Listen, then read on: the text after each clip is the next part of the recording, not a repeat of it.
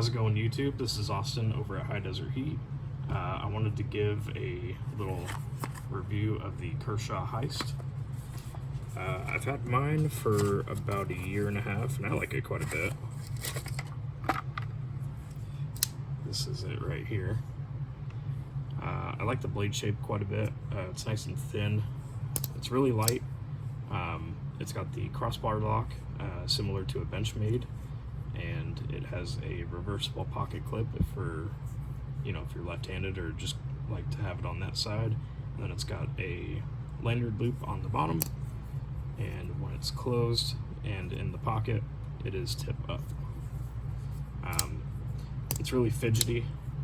A lot of the time when I'm in Walmart or the store or whatever with my girlfriend, she usually tells me to put it away because I don't know if it seems intimidating to just be flicking a knife around.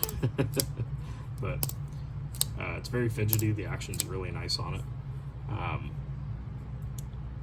Yeah, there's not a whole lot to say besides that. Here is my own.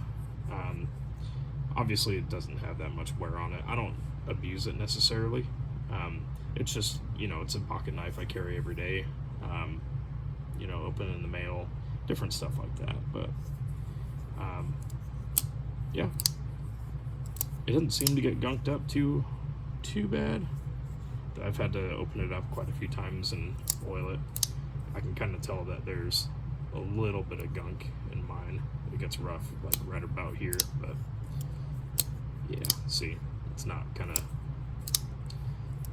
exactly the same as the nice and shiny new one. But yeah, that's really all I wanted to say about it. I like it, and we have them available here. All right, thank you.